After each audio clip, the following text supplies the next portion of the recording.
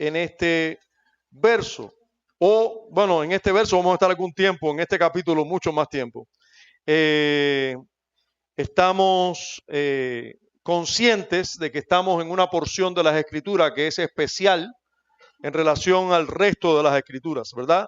Toda Escritura es inspirada por Dios, pero esta porción que tenemos delante no solo es inspirada, es escrita con el propio dedo de Dios. Y hemos llegado a la conclusión ya hemos enseñado sobre ello, de que la porción que tenemos delante, que se resume en 10 mandamientos, son el resumen de la ley moral de Dios. En otras palabras, es un resumen en 10 mandamientos de todo lo que Dios nos pide que hagamos y que no hagamos, ¿verdad? Entonces, yo les voy a pedir que vaya conmigo a Éxodo capítulo 20 y el verso 3 nos estará ocupando en la mañana de hoy o en la tarde de hoy.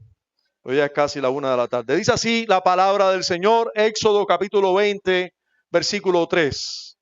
No tendrás dioses ajenos delante de mí. Oramos. Padre celestial, en Cristo vamos a ti con seguridad, con confianza, rogando tu favor para este tiempo. Concédenos que tanto en nuestras mentes como en nuestros corazones tu palabra sea recibida. Concédele a este instrumento tuyo que a pesar de su flaqueza, debilidad, impureza, Señor, tú lo uses para gloria de tu nombre. Señor, sea tu nombre exaltado y no el de ningún hombre. Te imploramos en Cristo que hables a nuestros corazones y que mientras la verdad de tu palabra sea expuesta, Señor, muchos aquí caigan rendidos delante de ti, reconociendo tu señorío, reconociendo que están en tus manos y también rogando a tu favor y misericordia. Es en Cristo que oramos a ti y damos gracias. Amén. La mayoría de las personas que no tienen una educación cristiana correcta y que responden de manera natural, espontánea, a la pregunta si existe Dios, casi en cualquier contexto que usted pregunta si existe Dios, aún en el contexto que vivimos nosotros, que fuimos educados en ateísmo, yo les digo a ustedes que uno de los grandes problemas con el comunismo es que lo primero que hace es que dice que Dios no existe, quita a Dios de la ecuación y por eso es que tenemos una sociedad tan terrible, una sociedad donde no hay Dios, es una sociedad donde cualquier mal prospera y no hay frenos para el mal porque le estás diciendo no hay Dios, no hay quien castigue el mal. Entonces, pero aún en esta sociedad, usted sale a predicar el evangelio, a hablar de Dios a las personas y si comienzas con la pregunta si cree que Dios existe o no, muchas personas te puedes encontrar que te respondan positivamente. Claro, Dios existe. Ahora, por supuesto, los conceptos que tienen de Dios son disímiles, ¿no? Pero creen que hay un Dios. Ahora, a esta pregunta podemos añadir una segunda pregunta. Si hicieras este experimento y preguntarías, bueno, si Dios existe, ¿crees que pueda haber infierno y cielo? Ya ahí las respuestas son más limitadas, ¿no? Pero si creyeran que hay infierno y cielo también, puedes hacer una tercera pregunta. ¿Y tú a dónde irías? ¿Al infierno o al cielo? ¿Sabes qué vas a encontrar como respuesta en la gran mayoría de los casos? Voy al cielo. ¿Cierto? Sí, claro, voy al cielo. ¿Y qué te hace pensar que vas al cielo?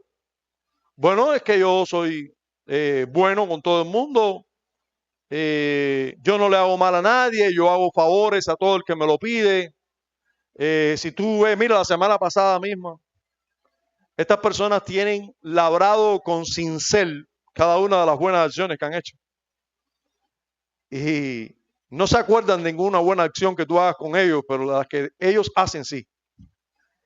Ahora, déjenme decirle que en el 99.9 de los casos, todos las personas que se defienden de esta manera y que se creen buenos, van a justificarse usando la segunda tabla de la ley.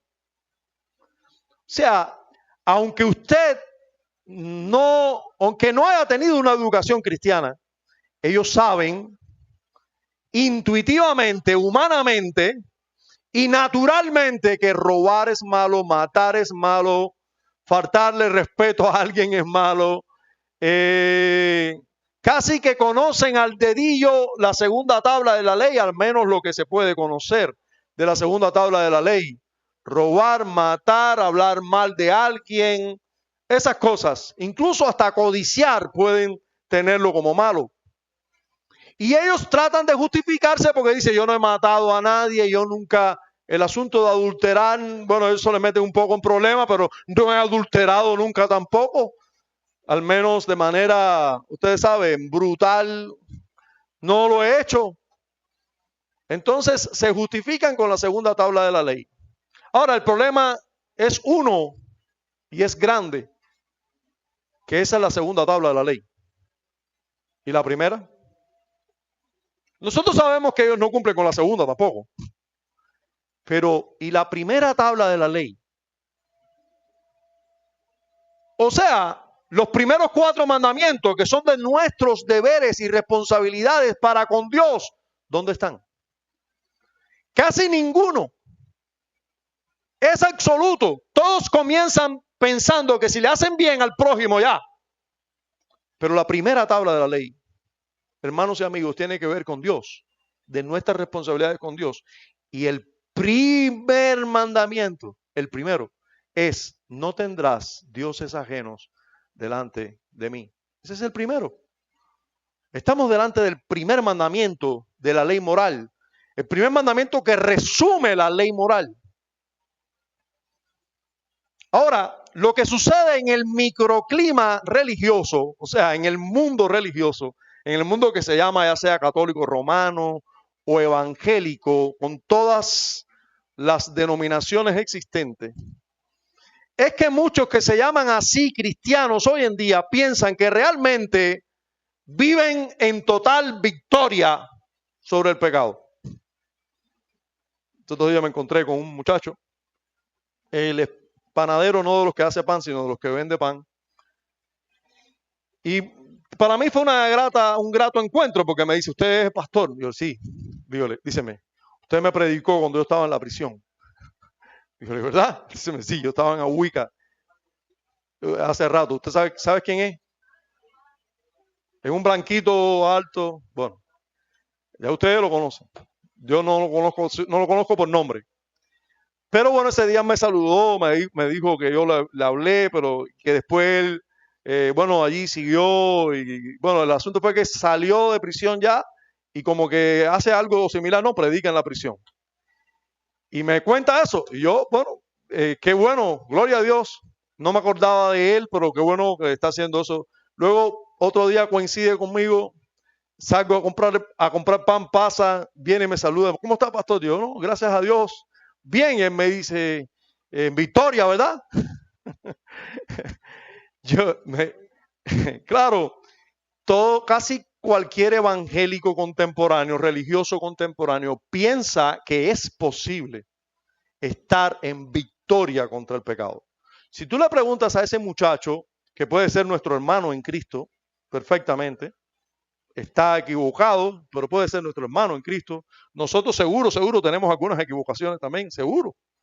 Y qué bueno que no son los que no tienen equivocaciones los que van al cielo, porque si no nadie entrara. Pero sabemos que él tiene esa equivocación por lo que vamos a aprender hoy.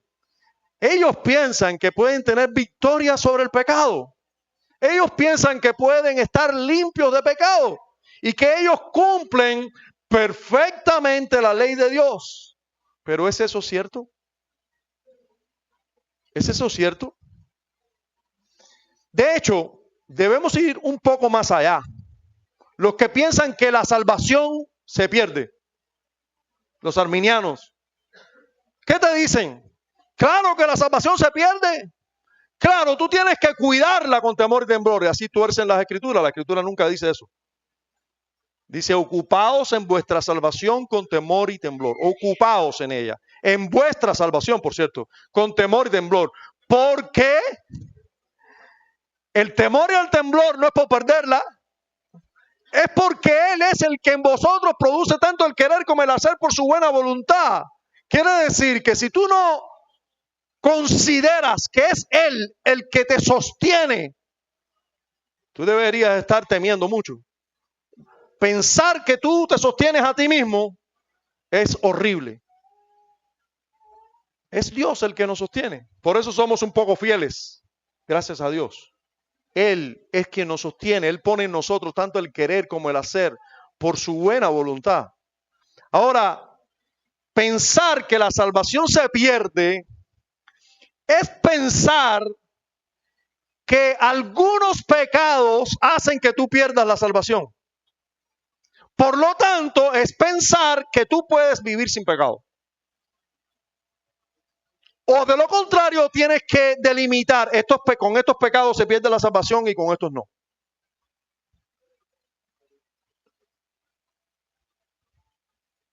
¿Cómo pretende conservar la salvación si ésta se pierde cuando pecan? ¿Cómo puedes tú preservar la salvación si es que ella se perdiera?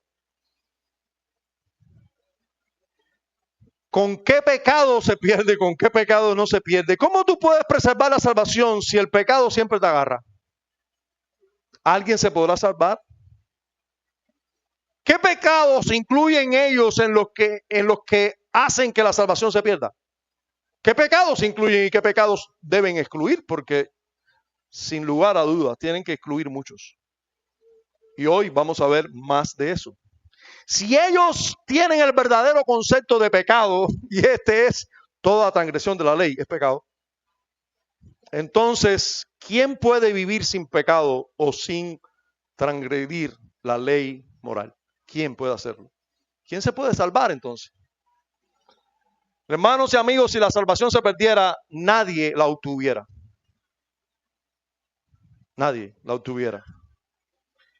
Y yo voy a hacer todo lo serio que puedo ser con la ley moral para demostrar que nadie pudiera salvarse. ¿Se podrá vivir en total, absoluta y completa obediencia a la ley moral, que es espiritual y perfecta? ¿Te recuerda? Bien, ya vimos todos los deberes que exige el primer mandamiento, solo el primer mandamiento.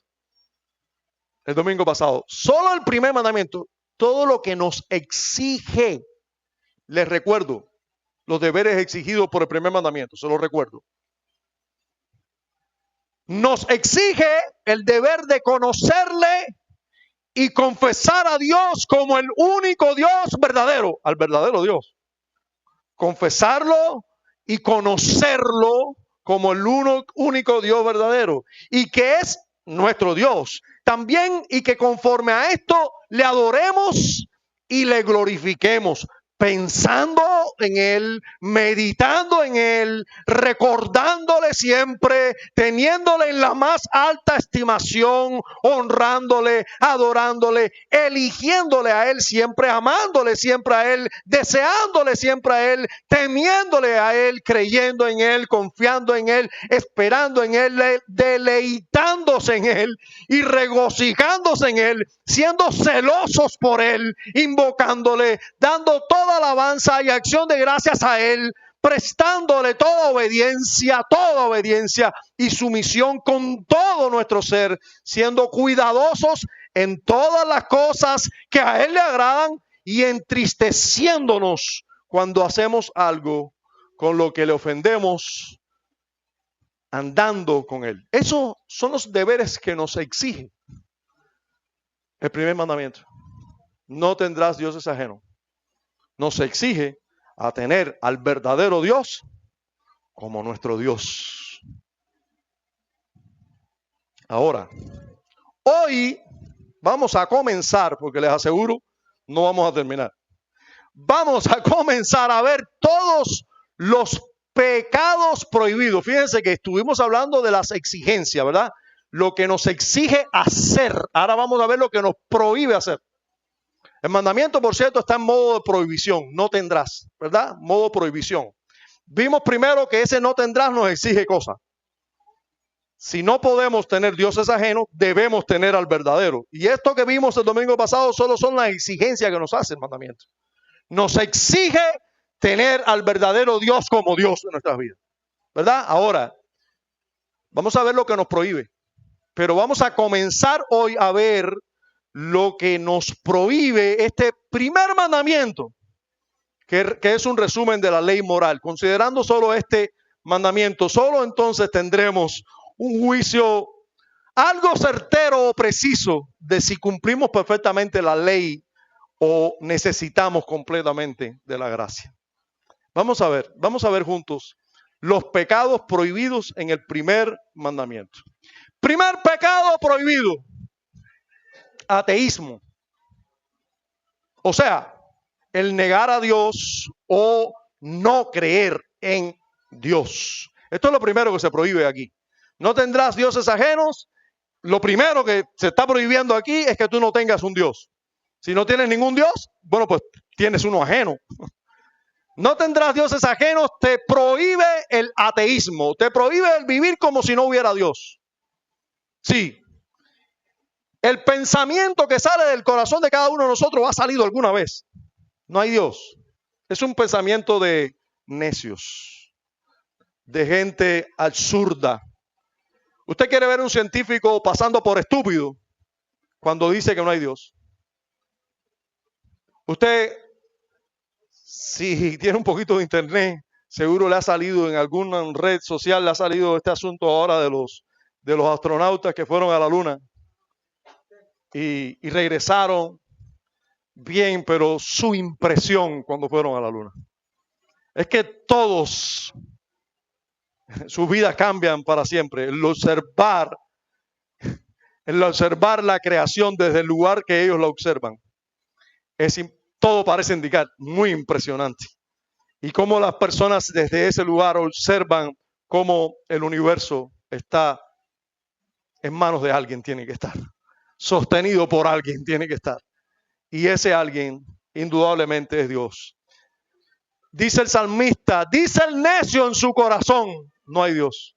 Solo el necio, o sea, cada vez que a mí me dicen, fulanito es inteligente, usted sabe, hablando de fulanito. Dios, nadie inteligente dice que no hay Dios. Él podrá tener sabiduría para el mal.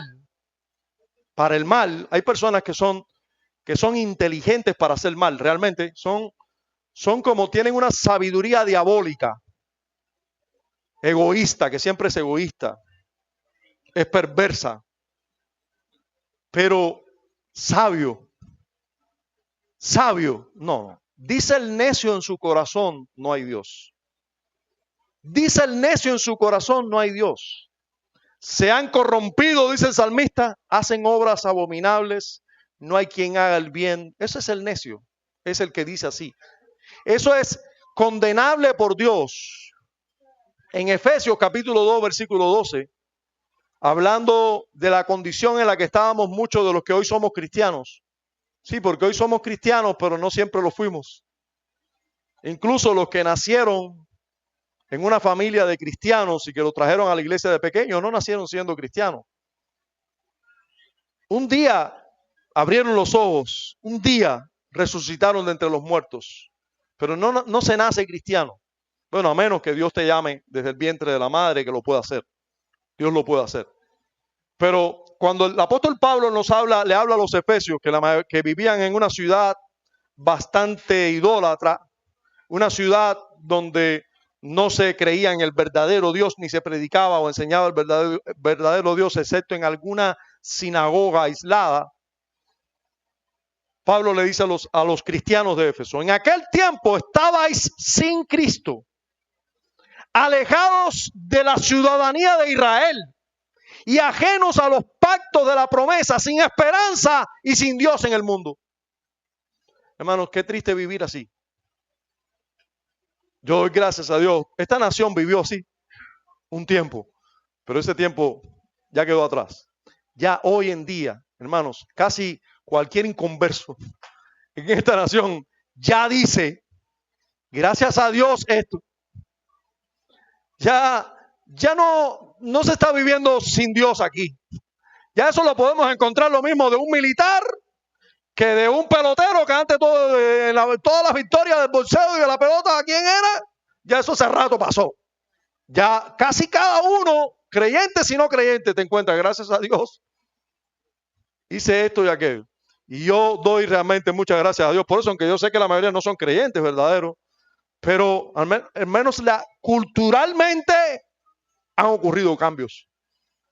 Han ocurrido cambios. La labor de la iglesia, ya sean iglesias más equivocadas, menos equivocadas, pero verdaderos creyentes predicando el evangelio, ya sea con menos agua, con más agua, pero el evangelio. Algo ha cambiado aquí. Y damos muchas gracias a Dios por eso.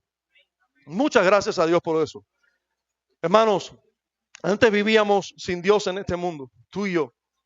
Ese pecado es condenado en el primer mandamiento. Por otro lado, hay otro pecado prohibido aquí. Otro pecado condenado en el primer mandamiento. Y es la idolatría, por supuesto. El creer o adorar más dioses que el único Dios. O cualquier otro, escuche esto, junto al verdadero. Escuche bien, no tendrás dioses ajenos delante de mí. Tú puedes considerar al verdadero Dios como tu Dios, pero tenerte otro por ahí que esté compitiendo. Ese pecado está siendo condenado aquí, es idolatría. O en lugar del Dios verdadero, hacerte otro Dios. Ya sea que lo tengas como otro, como uno más, o sustituyéndole, todo eso es idolatría. En las Escrituras encontramos disímiles ejemplos de cómo incluso el pueblo de Israel, el pueblo de Dios, es señalado por los profetas de Dios a que no se busquen otros dioses. Porque la idolatría no es algo que tienen los que se visten de blanco y andan por allá afuera con collares, unas manillas raras con muchos colores. Esos no son los únicos idólatras, ni los que tienen un muñequito, le llaman Santa Bárbara y le prenden velas, y otro muñeco que le llaman San Lázaro y le prenden velas y se ponen saya de saco. Esos no son los únicos idólatras. La idolatría está en tu corazón y en el mío. Es un error pensar que la idolatría es solamente, dice, mira el idólatra aquel, ¿Y tú? ¿Y yo? La idolatría está en nuestro corazón y por eso el primer mandamiento, no tendrás dioses ajenos delante de mí, está condenando esa idolatría que hay en nuestros corazones y está prohibiendo la idolatría que hay en tu corazón. Cuando Jeremías le habló al pueblo de Israel, en el capítulo 2, verso 27, le dijo que dice a un leño, mi padre eres tú, y a una piedra tú me has engendrado, porque me volvieron la cerviz y no el rostro. Y en el tiempo de su calamidad dicen, levántate, líbranos. Así son los idólatras, ¿eh? Cuando se pone la cosa fea, ay Dios. Hermano, tengamos cuidado, porque nosotros no tenemos un leño, una piedra que adoremos, pero a veces tenemos otras cosas que son nuestra predilección y nuestra adoración primera y nuestra elección y nuestro deleite. Y cuando la cosa se pone fea es cuando único decimos, ay Señor, ten misericordia de nosotros.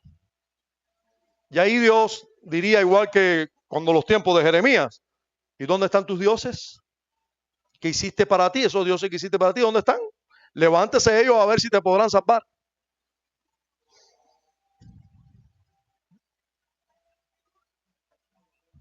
Dice Jeremías que el pueblo de Israel se hizo tantos dioses como ciudades. Así se hizo dioses. ¿Usted piensa que el ser humano cambió? Es el mismo ser humano que hay hoy. Tú y yo estamos descritos ahí. Cuando Pablo le escribe a los tesalonicenses, en el primer capítulo, verso 9, dice que ellos mismos cuentan de nosotros la manera en que nos recibiste y cómo os convertiste de los ídolos a Dios para servir al Dios vivo y verdadero. Hermanos, hay un solo Dios vivo y verdadero y a Él debemos tenerlo como Dios. Toda idolatría, todo lugar todo ser o condición o cosa que pongamos en el lugar de Dios, estamos dándole el lugar que solo le pertenece a Dios y es idolatría. ¿Qué otro pecado prohíbe? El primer mandamiento prohíbe el pecado de no tenerlo ni confesarlo como Dios y como nuestro Dios. Tenerlo y confesarlo como Dios y nuestro Dios. En el Salmo 81 encontramos algo que nos puede ayudar a pensar en esto. Dice Dios, pero mi pueblo no oyó mi voz e Israel no me quiso a mí.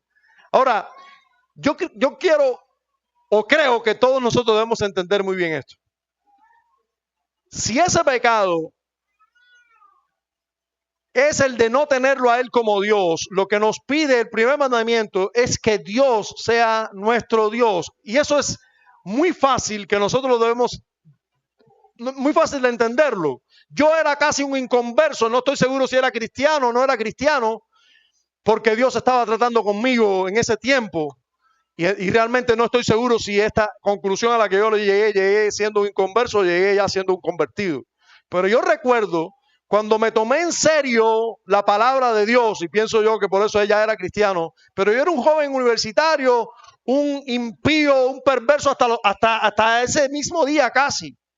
Y yo recuerdo que hubo un momento en que yo dije, ya no voy a leer más la Biblia como un libro más. Esta Biblia, esto es lo que dice es verdad. Y hubo un momento en que aquello lo hacía por deporte, en que yo dije, no, esto tiene que ser lo más importante en mi vida.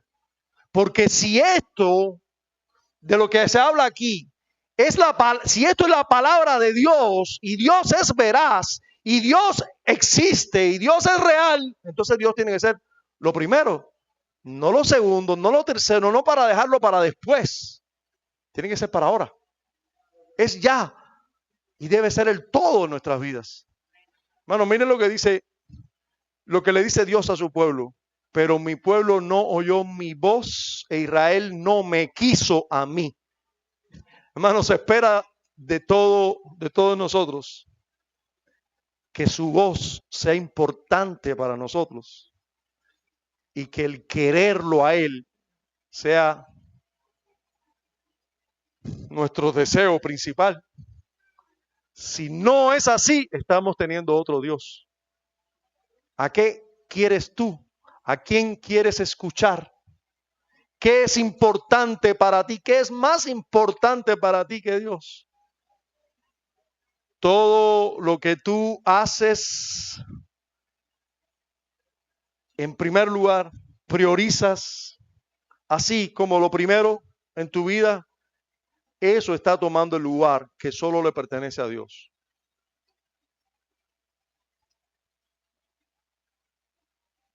Discúlpeme ser recurrente, pero cualquier día que te levantes, si no quieres, entiendes, meditas y decides tener tiempo en la palabra de Dios y escuchando a Dios, orando a Dios, rogando a Dios y amando a Dios, todo día que tú no comiences así es un día en que tú estás diciendo, Dios, tú no eres lo más importante, tú no eres el Dios de mi vida. Tu voz no es importante, el quererte a ti es algo que existe, pero tú no eres lo más importante. Hermanos, está siendo condenado, la maldición del primer mandamiento está sobre tu vida. Tú estás teniendo un Dios delante de Dios. Dios no está siendo Dios para ti.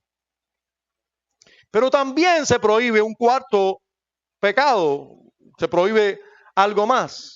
Se prohíbe la omisión o descuido de cualquier cosa debida a Él que este mandamiento exige. O sea, este mandamiento exige muchas cosas. ¿Usted recuerda? Todo lo que ya vimos el domingo pasado. Exige que sea escogido, amado, adorado, reverenciado. ¿Verdad? Que sea nuestra elección, que sea nuestro deleite y que todos sus mandamientos sean importantes para nosotros. Bueno, ¿qué se prohíbe? Entonces, bueno, toda omisión o todo descuido de lo que Él nos pide hacer Aquí, aquí se está prohibiendo. O sea, si tú descuidas el obedecer a Dios, el amar a Dios, el hacer todo lo que Él te pide, eso se está prohibiendo aquí. Tú estás teniendo otras cosas más importantes que lo que Él te pide. Así que aquí la omisión de lo que Él manda, de lo que Él exige, está siendo prohibida en este mandamiento también. Sí, en tiempos de Isaías, el pueblo una vez más también decidió hacer lo que quiso y no lo que Dios mandaba. Y eso era sinónimo de hacerse otro Dios. En Isaías 43 encontramos una porción del llamado de Dios al pueblo, a su pueblo. Y en el verso 22 al 24, miren lo que dice. Y no me invocaste a mí, oh Jacob, sino que de mí te cansaste, oh Israel.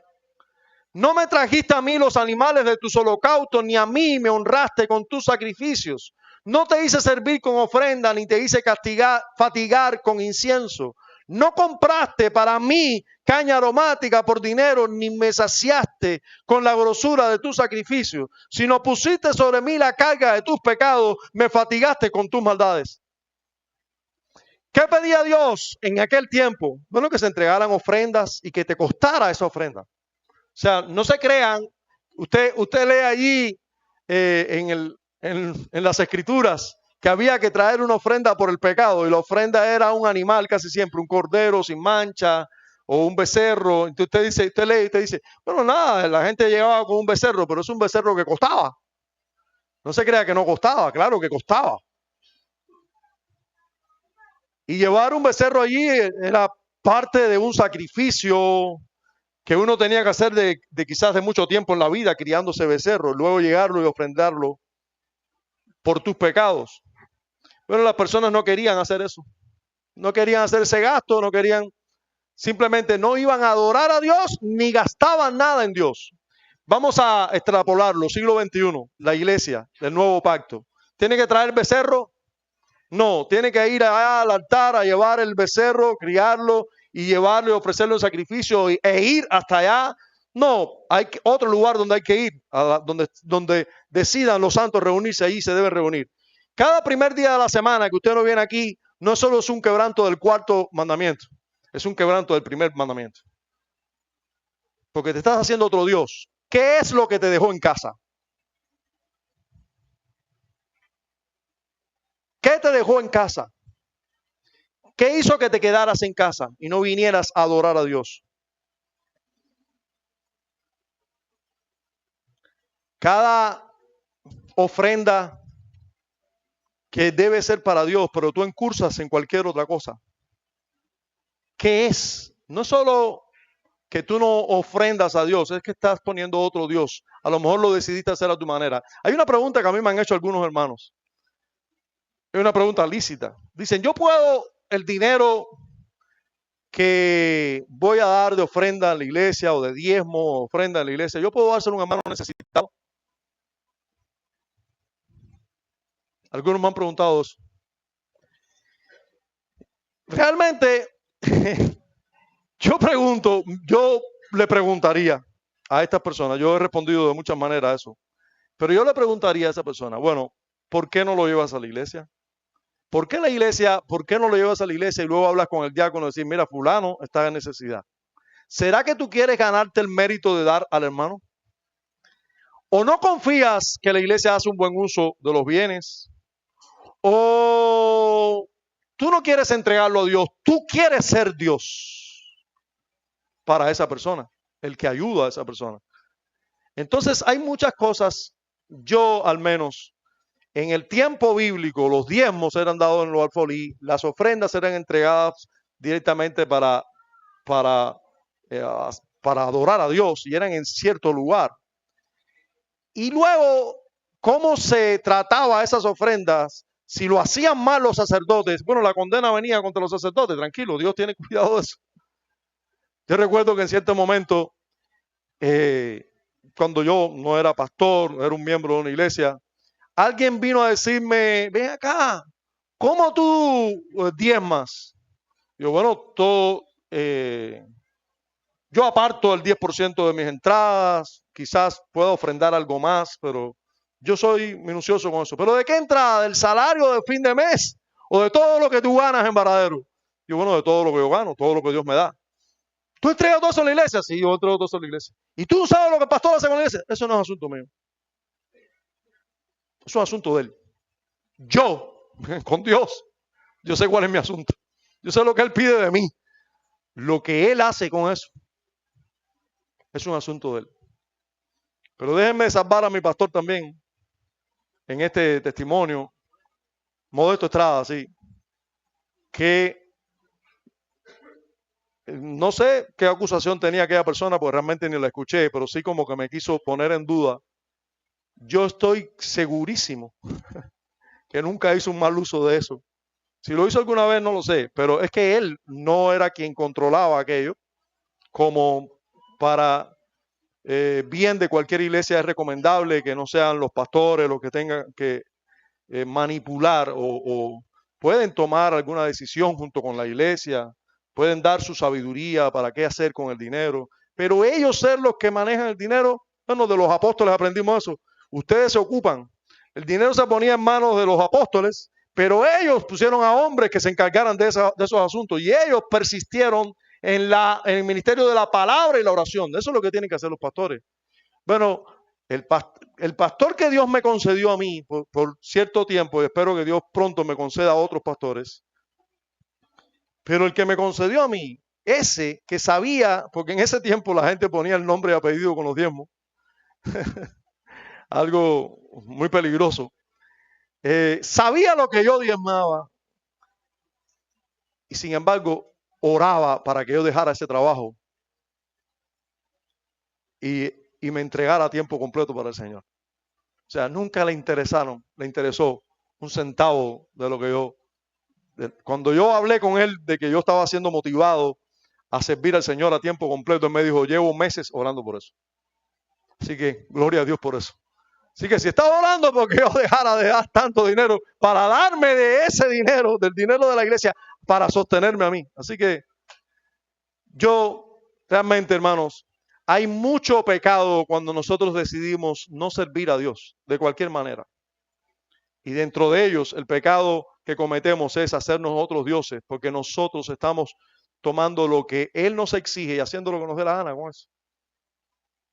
También prohíbe, en quinto lugar, la ignorancia de Dios. Escuchen esto. Ignorar a Dios, ignorar o no conocer al verdadero Dios, está siendo prohibido aquí en tener dioses ajenos. También el olvido de Dios. ¿Cuántas veces nos olvidamos de Dios? El olvido de Dios. Los otros días, Jesse estaba conmigo ayudándome a una gran empresa. Encontrar agua para la casa. Y en esa empresa de, ¿sabes? Turbina y ¿cómo es? Autocebante y la cometida de esa historia. Se nos salía el agua por donde quiera. Encontramos agua, lo que hacía es que no sabíamos sellar el agua, que no se salieran los inventos que nosotros estábamos haciendo. Y Jesse me dice, oye, ya oramos. Tenemos coral aquí, compadre, que estamos embascados. Sí, a veces nos olvidamos. A veces nos olvidamos de Dios. ¿Quién nunca se olvida? Hermanos, el olvido está siendo condenado aquí. Si Dios es Dios, debe ser amado con toda nuestra mente.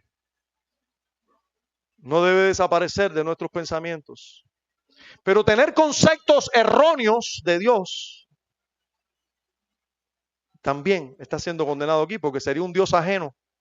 No sería el verdadero Dios. Las falsas opiniones y pensamientos malos o indignos acerca de Dios. A veces tenemos pensamientos, solo pensamientos malos e indignos en relación a Dios. Dios está haciendo esto o hace aquello o quiere esto o quiere aquello y de manera indigna. Ahora, vamos por parte. Primero, la ignorancia. Si ignoramos al verdadero Dios, tenemos otro Dios. Miren lo que dice Oseas en el capítulo 4, cómo le dijo a Israel. Oseas, trayendo palabra de Dios sobre Israel, le dice, Oíd palabra de Jehová, hijos de Israel, porque Jehová contiende con los moradores de la tierra. Y miren cómo le dice ahora, porque no hay verdad, ni misericordia, ni conocimiento de Dios en la tierra. Qué horrible. Ellos tenían el monopolio de Dios, porque si eso es cierto que Dios se manifestó a un pueblo, ese fue Israel. ¿Cómo Israel no lo va a conocer? ¿Cómo Israel no lo va a conocer? Hermanos, por eso no podemos estar contentos con lo que está pasando en muchas iglesias hoy, porque visiblemente no conocen a Dios. Cuando usted se encuentra con una persona que está predicando el evangelio y le dice, ¿tú quieres ir al cielo? Ven para acá, repite conmigo esta oración. Usted tiene que lamentarse de eso y decir, no conocen a Dios. Cuando usted se encuentra con un hermano que te diga, aquí en Victoria, mi hermano, usted dice, este hombre no conoce a Dios. No hay conocimiento de Dios en la tierra. No hay un verdadero conocimiento de Dios. La ignorancia del Dios verdadero es tener un Dios ajeno. El Dios que ellos tienen es un Dios ajeno. No es el verdadero Dios.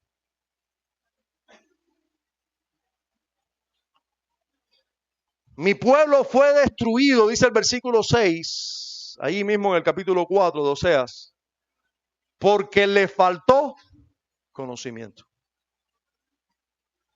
Por cuanto desechaste el conocimiento, yo te echaré del sacerdocio, y porque olvidaste la ley de tu Dios, también yo me olvidaré de tus hijos. Hermano, el Señor nos libre de olvidarnos de Él, olvidarnos de sus mandamientos, olvidarnos de su ley. No conocerlo o ignorarlo, que el Señor nos libre de eso. El olvido de Dios, Jeremías 2:32, el pueblo de Israel una vez más es acusado por esto. ¿Se olvida la Virgen de su atavío? Yo pregunto, una joven a punto de casarse, ¿en qué piensa? Ay, el vestido de novia, el mío va a ser rosado. ¿Eso se lo olvidará? Seguro que no. Hay un ministerio por ahí que hay un hombre por ahí que es humorista, es creyente, pero también es humorista que hace todo tipo de cosas. No voy a mencionar nombres porque ya estaría dando propaganda. El asunto es que este hombre dice que en el matrimonio, en una boda, la boda es toda una fiesta para las mujeres, pero que el hombre siempre está luna de miel, que lo único que está pensando es la luna de miel, pero la Virgen está pensando en su atuendo, ¿verdad? En su vestido, fotos por aquí, fotos por allá, no se cansa de tirarse fotos. ¿Se olvida la Virgen de su atavío?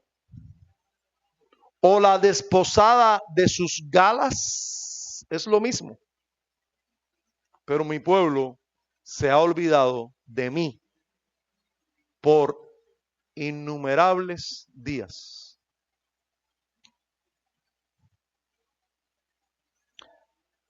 ¿Usted ve el contraste? ¿Usted no cree que es algo muy vano estar pensando en las galas y en el atuendo? La mujer está a punto de casarse, de desposarse con un hombre para toda la vida. Y está pensando en las galas y en el atuendo. Pero no se lo olvida. Esa vanidad no se lo olvida. Sin embargo, a nosotros se nos olvida el Dios por el cual existimos, el que nos sustenta minuto, segundo a segundo. Nos olvidamos de ese Dios.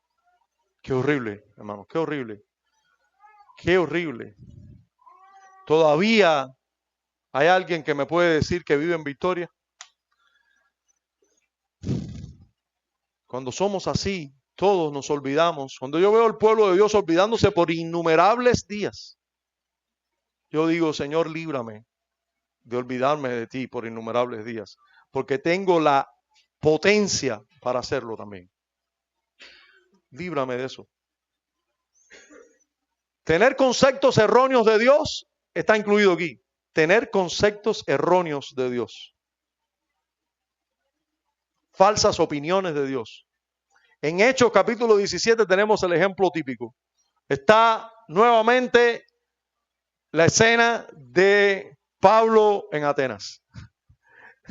Y Pablo se da cuenta de que estos atenienses eran tan idólatras que hasta un Dios no conocido adoraban.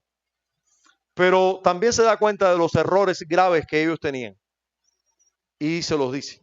Voy a leer algunos versículos, 23 y el 29. Dice, porque pasando y mirando vuestros santuarios hallé también un altar en el cual estaba esta inscripción, al Dios no conocido. Hicieron un altar al Dios no conocido. Dice, al que vosotros adoráis, pues sin conocerle. ¿Cómo puedes adorar a un Dios sin conocerlo? Dice, es a quien yo os anuncio. Ustedes no lo conocen. Y porque no lo conocen, déjame decirles, ese es el que yo les anuncio. Y miren cómo dice el verso 29 el apóstol.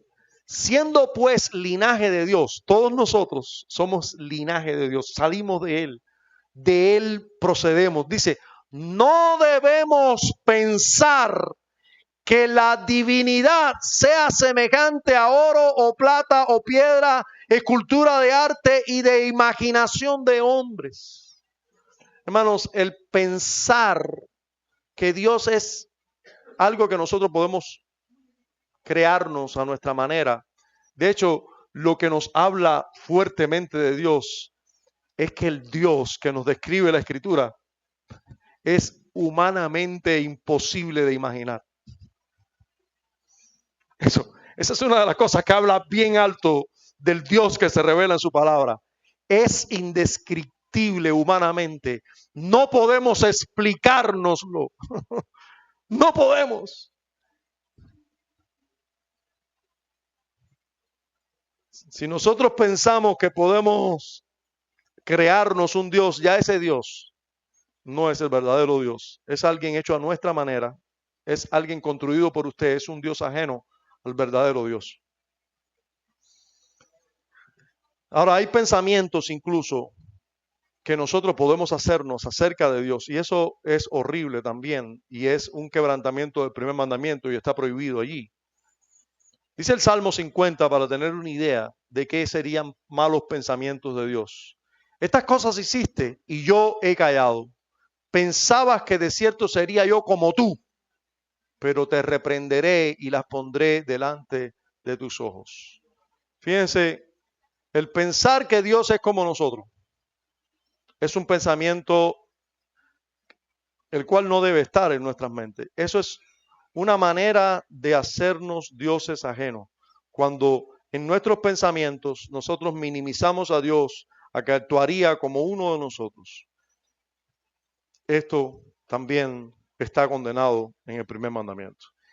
Algo que se prohíbe también, en sexto lugar, en el primer mandamiento, se prohíbe toda investigación temeraria y curiosa de sus secretos. Sí, a veces nosotros queremos saber de Dios lo que no nos es lícito saber, porque Dios no lo ha revelado. Toda profanación también y todo aborrecimiento de Dios, por supuesto que está aquí condenado, pero cuando nosotros queremos entender temerariamente y curiosamente la voluntad de Dios y los secretos de Dios, eso también es pecaminoso. En Deuteronomio encontramos esta advertencia. Las cosas secretas pertenecen ¿a quién? A Jehová nuestro Dios para siempre, para que cumplamos todas las palabras de esta ley. Como por ejemplo, hay un misterio en las Escrituras en relación a la salvación de los niños. ¿Sí o no? ¿Todos los niños son salvos? No lo sabemos. Todos son condenados cuando mueren en la infancia. Estoy hablando de los niños que mueren en la infancia. Todos van al infierno, todos van al cielo, algunos van al cielo, otros van al infierno. No lo sabemos. Dios no le plugo revelarnos eso. Entonces, ¿de quién es ese misterio? Dios sabe. no nos es dado a conocer, no se nos ha revelado. Lo revelado es para nosotros. Pero si no está revelado, tenemos que permanecer quietos y estar tranquilos con ese misterio. Dios sabe. Dios sabe. Y así hay muchas cosas que pudieran pasar mañana con nosotros, que gobierna nuestras vidas de mañana, es Dios. A algunas personas les gusta saber el futuro. ¿Pero Dios te ha revelado el futuro? No. No te ha revelado el futuro. Entonces, ¿por qué tú quieres saberlo? Y hay personas que pecaminosamente van incluso y dicen, hay un adivino por allá. Voy para allá a consultar al adivino para saber mi futuro. Eso, yo no quiero ni meterme en el mundo de las iglesias contemporáneas o algunas congregaciones contemporáneas donde los profetas, los llamados profetas son adivinos contemporáneos. En que lo que quieren las personas pecaminosamente es saber su futuro. Profetízame sobre dónde voy a estar yo, cómo Dios me va a usar el día de mañana, voy a estar dónde, en Nigeria, no acepto eso. En Estados Unidos, gloria a Dios. Pero realmente los secretos de Dios le pertenecen a Él. Los misterios le pertenecen a Él. Dios nos ha revelado su voluntad sobre algo, eso es lo que nosotros debemos saber. Y es para mí, y es para mis hijos, es para compartirlo. Nosotros, todo acercamiento pecaminoso a los decretos de Dios, los misterios de Dios que yo no conozco, eso es también querer hacerse un Dios o es tener un Dios ajeno delante de Él. Es no reconocer que el Dios verdadero nos ha revelado esto y eso es lo que nosotros necesitamos saber. Y en esto debemos andar. En Tito, el apóstol Pablo nos enfrenta con esta verdad. Profesan conocer a Dios, hablando de ciertas personas, pero con los hechos lo niegan, siendo abominables y rebeldes, reprobados en cuanto a toda buena obra. Hermano, toda rebeldía contra Dios, toda manifestación de ir en contra de la voluntad de Dios y de hacer obras contrarias a lo que Dios exige, o en otro orden, no haciendo lo que Dios exige, es una clara y flagrante desobediencia al primer mandamiento. Si Dios es tu Dios, tú vas a hacer lo que Él pide. Aquel que dice, yo soy cristiano, y tú lo ves andando en pecados, de manera clara y visible, y no le interesa y anda en rebeldía contra Dios, ese tiene cualquier otro Dios, menos el verdadero Dios en su vida. Él está teniendo, de hecho, dioses ajenos delante de él. Séptima prohibición. Aquí se prohíbe el narcisismo. No tendrás dioses ajenos delante de mí. ¿Sabe lo que es el narcisismo?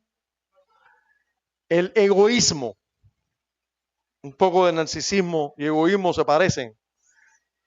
Mira, se prohíbe toda ocupación desordenada e inmoderada de nuestra mente, voluntad o deseos sobre otras cosas.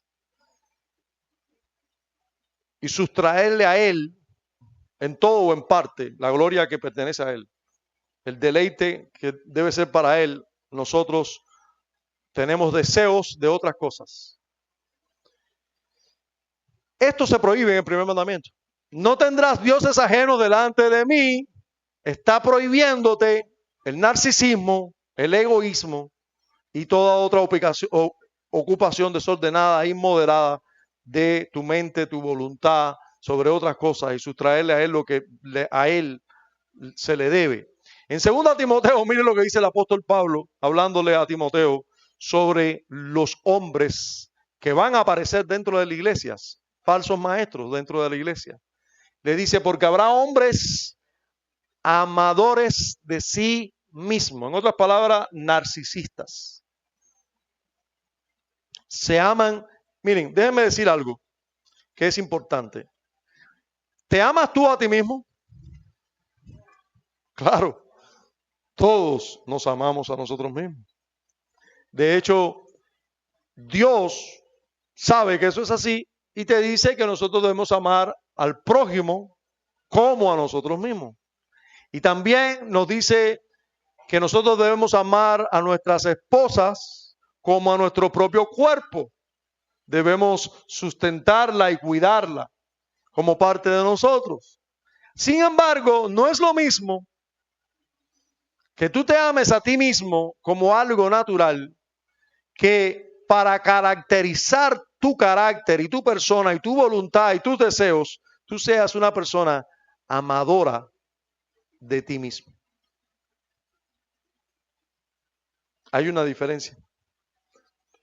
En vivir con un amor a ti mismo que sobresale por todo, que te sale por todos los poros, que tú nunca vives, que no vives para los demás, no vives para Dios y mucho menos para los demás.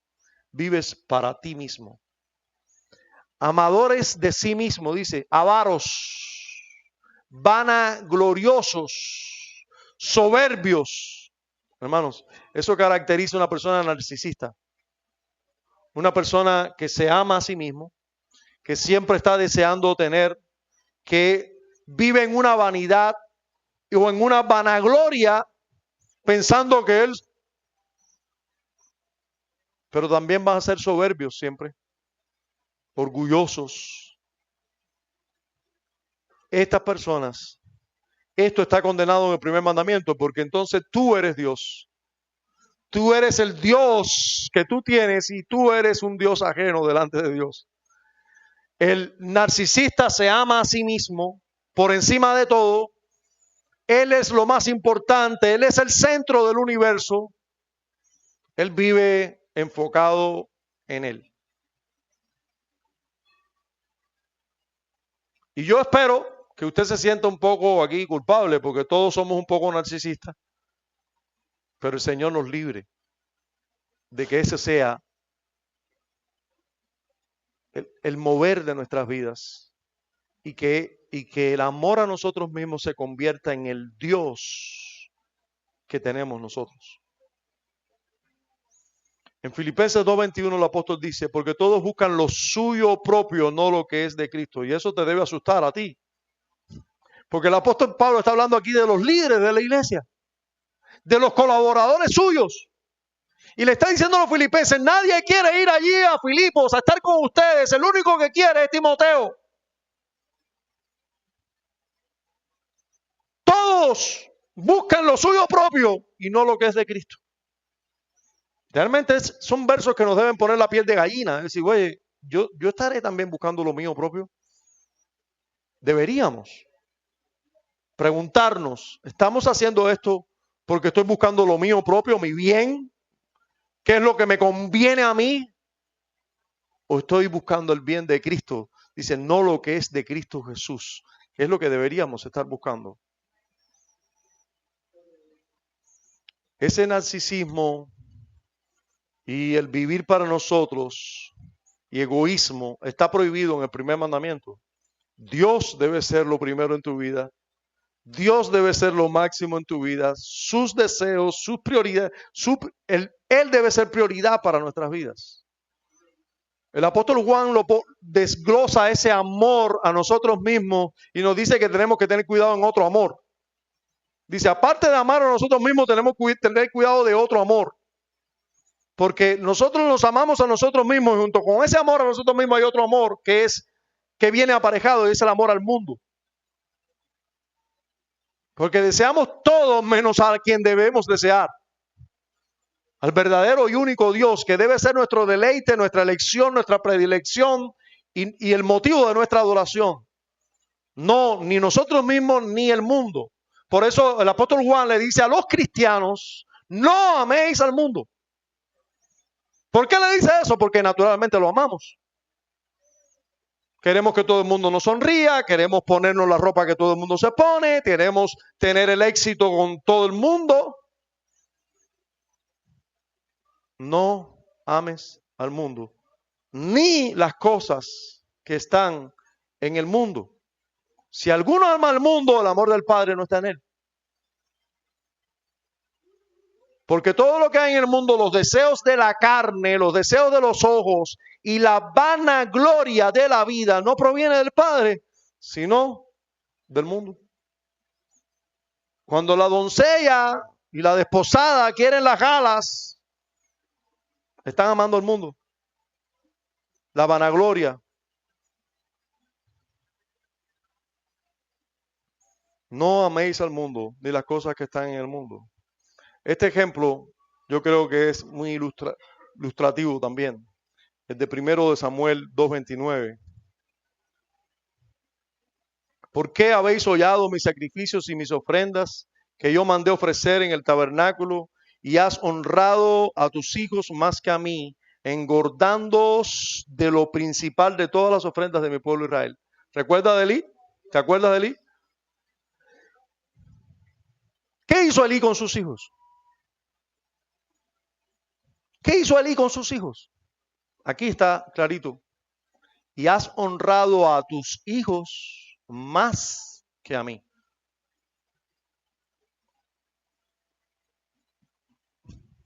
Mamá, papá, abuelo y abuela.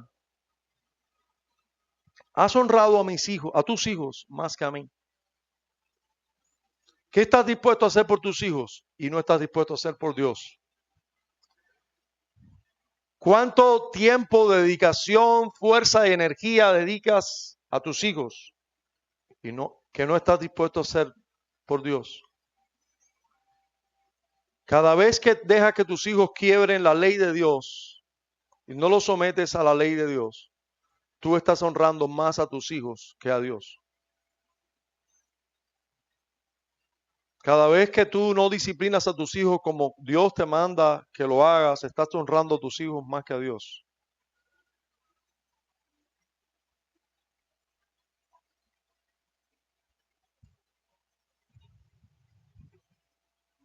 El Señor nos libre de vivir encerrados en nosotros mismos, nuestra familia, y no lo tengamos a Él como Dios, el verdadero y único Dios. Por último, solo por este domingo, se prohíbe también la vana credulidad. La vana credulidad, sí, creer lo que no debemos creer, pero también la incredulidad en Dios, pero la herejía también está condenada aquí, o creencia equivocada, o sea, creer equivocadamente de quién es el verdadero Dios. Y también la desconfianza y desesperanza en el verdadero y único Dios, cuando tú no confías y esperas en Él, o te desesperas por cualquier situación que Él te envía. Tú estás diciendo, Dios, tú no eres Dios. No te quiero como Dios. Si esta es mi realidad, yo te desecho como Dios. Como hay muchos por ahí, desgraciadamente. Hermanos, todo eso es condenado en el primer mandamiento de la ley moral. El apóstol Juan a los cristianos les dice, amados, no creáis a todo espíritu, sino probad los espíritus si son de Dios, porque muchos falsos maestros, profetas han salido por el mundo. Si usted cree todo, a todo maestro que le enseñe, esa credulidad es pecaminosa. Usted tiene que corroborar todo lo que se le enseñe por medio de la palabra de Dios. Usted tiene que probar los espíritus. Y en todo esto, la única que no miente es esta. Un pastor le puede decir a usted, mira, yo soy el pastor de la iglesia, yo soy el ángel de la iglesia, y lo que yo te diga tú lo tienes que hacer. Usted tiene todo el derecho de decir, pastor, usted va a decir y yo voy a hacer todo lo que usted me diga conforme a la verdad de la palabra de Dios. Pero cuando usted me diga algo que no es conforme a la palabra de Dios, yo tengo el deber y la responsabilidad de desobedecerlo a usted. Porque sea Dios veraz y todo hombre mentiroso. Yo no puedo creer todo lo que usted me diga, pastor. Yo tengo que creer lo que la palabra de Dios diga y usted sea un predicador de esa palabra. Usted tiene que ser un retenedor fiel de la palabra, tal como ha sido enseñada. Cuando usted sea eso, yo me voy a someter. La credulidad ciega es tener otro Dios y no el Dios verdadero. El Dios verdadero tiene su palabra. Si usted cree en el pastor porque es el pastor, ya ese es su Dios. Ya usted se hizo otro Dios, ya usted está profanando al verdadero Dios. Usted está negando al verdadero Dios y único Dios, que se ha revelado a sí mismo en la creación y en su palabra. Usted debe arrepentirse de su pecado. Eso es credulidad vana. No estás creyendo a la verdad. Estás creyendo en alguien solo porque es ese alguien quien lo dice. En Hebreos capítulo 3, versículo 12 dice lo siguiente. El autor de Hebreos dice, mirad hermanos, que no haya en ninguno de vosotros corazón malo de incredulidad para apartarse del Dios vivo y verdadero. Los hebreos estaban siendo tentados a apartarse de adorar al verdadero Dios. Y querían adorar un Dios falso. Hay personas que tristemente, se van de una verdadera iglesia y corren para una iglesia falsa. ¿Ustedes saben por qué? Lo que les estoy diciendo son ejemplos reales. Porque es que ahí no se alaba lindo así, así. ¿Qué va? Los cultos son muy aburridos. Hermanos, mirad que ninguno de vosotros tenga un corazón malo de incredulidad para apartarse del Dios vivo y verdadero.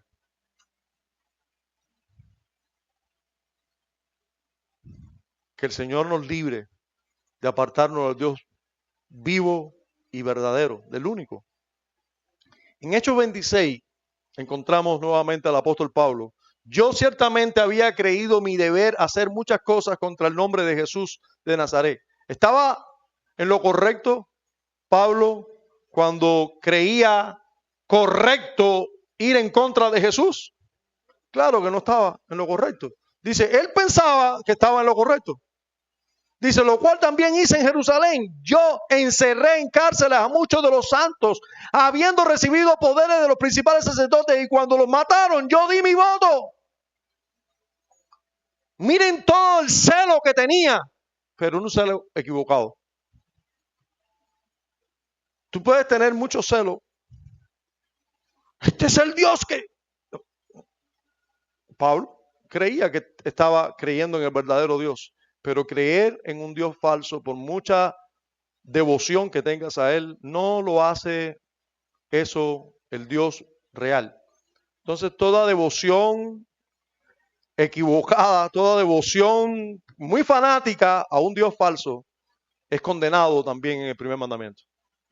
Así que los ruselistas podrán ser muy devotos y fanáticos, pero están teniendo un Dios ajeno delante de ellos. Y así hay muchos otros.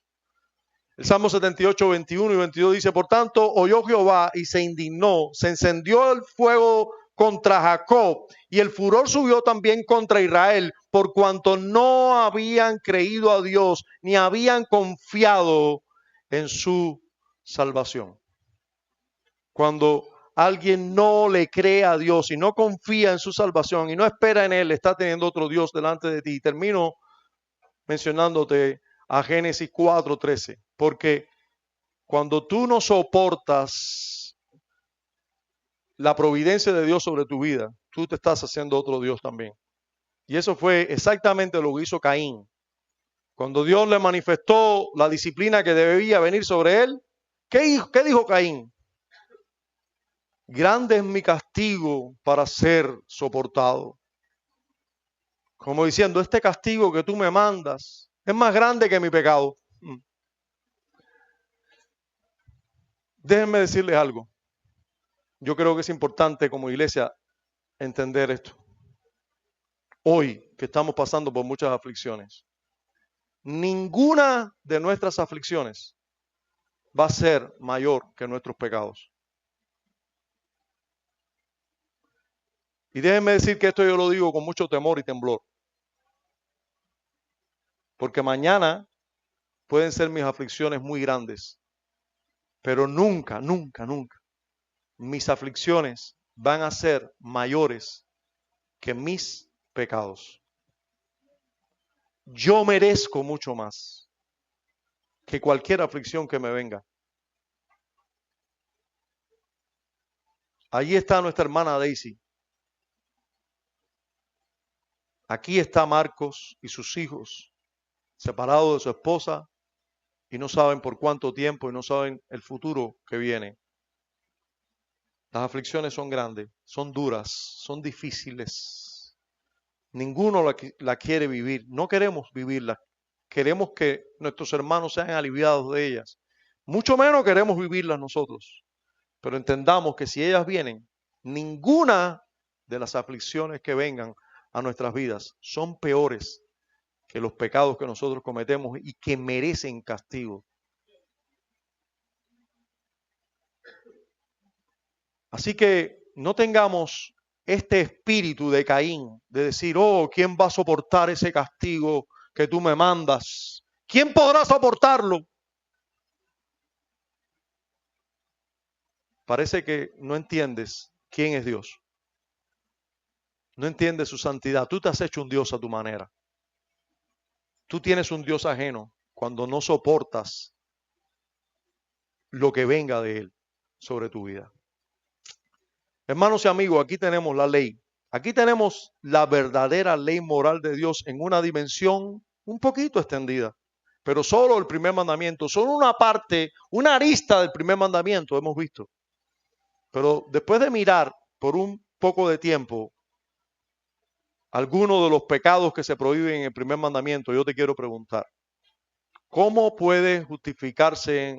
puede justificar aquellos que dicen que son buenos? Yo soy bueno, yo no le hago daño a nadie, ¿verdad? Ninguno de los pecados que prohíbe el primer mandamiento, tú lo haces. ¿De verdad?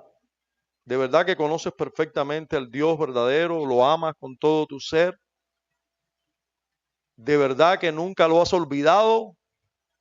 ¿Cómo puedes vivir una vida perfectamente santa y sin perder la salvación? Aquellos hermanos o creyentes ingenuos o arminianos, ¿cómo pueden vivir sin perder la salvación? Vivir vidas santas que agradan a Dios hasta el último minuto. Y eso con sus propias fuerzas. ¿Cómo lo pueden hacer? Cuando este mandamiento te alcanza o nos alcanza a casi o a todos casi todo el tiempo. Yo pregunto, ¿tú te puedes justificar delante de Dios? ¿Puedes decir yo soy santo? ¿Yo tengo una vida en victoria? ¿Tú eres sin culpa de transgredir este primer mandamiento de la ley? Puedes salir tú de aquí y decir, el primer mandamiento yo lo cumplo perfectamente. Hermanos, yo te quiero recordar que todo o cualquiera que guardare toda la ley, pero ofendiera en un punto, se hace culpable de todos. Recordemos que, porque todos los que dependen de las obras de la ley están bajo maldición. Todos los que dependen de. Si tú dependes de obedecer perfectamente la ley, quiero decirte, está bajo maldición, pues está escrito, maldito todo aquel que no permaneciera en todas las cosas escritas en el libro de la ley para hacerlas. En todas. Así que si en alguna medida este mandamiento o solo lo que prohíbe, y ya vimos lo que exige este primer mandamiento, si tú dependes de obedecerlo, realmente estás bajo maldición. Yo creo que convencidos de esto, estamos listos para escuchar algo como esto y que por la ley ninguno se justifica para con Dios, es evidente, porque el justo por la fe vivirá. Cristo nos redimió de la maldición de la ley, hecho por nosotros maldición, porque escrito está: maldito todo aquel que es colgado en un madero, para que en Cristo Jesús, esperando en Él, confiando en Él, estando en Él, solo descansando en Él, la bendición de Abraham alcanzase a los gentiles, a fin de que por la fe en Él recibiésemos la promesa del Espíritu Santo, del Espíritu viniendo en nuestras vidas, transformándonos, cambiándonos, salvándonos, santificándonos. Nosotros tenemos que decir, tenemos que recordar siempre lo que dijo el apóstol Pablo, el apóstol Pablo, ya siendo un creyente: miserable de mí, ¿quién me librará de este cuerpo de muerte? Y luego tener que decir: gracias doy a Dios, solo por Jesucristo, Señor nuestro. Solo así Él pudo decir: ahora pues ninguna condenación hay para quienes, para los que obedecen perfectamente la ley, no, para los que están en Cristo Jesús. Han muerto con Cristo, se han arrepentido verdaderamente de sus pecados y su vida solo descansa en la obra de Cristo. Están en Cristo Jesús. Hermanos, vamos a cantar juntos gracias Cristo y así terminar este culto a Dios. Señor, gracias, gracias. Gracias por darnos un Salvador. La ley nos recuerda perfectamente que necesitamos un Salvador. Gracias, Cristo. Gracias por salvarnos. Gracias por vivir en lugar nuestro, morir en lugar nuestro, resucitar en lugar nuestro, interceder hoy en lugar nuestro, darnos tu Espíritu para que esté con nosotros. Señor, solo en eso, en ello descansamos. A ti sea toda la gloria. Amén.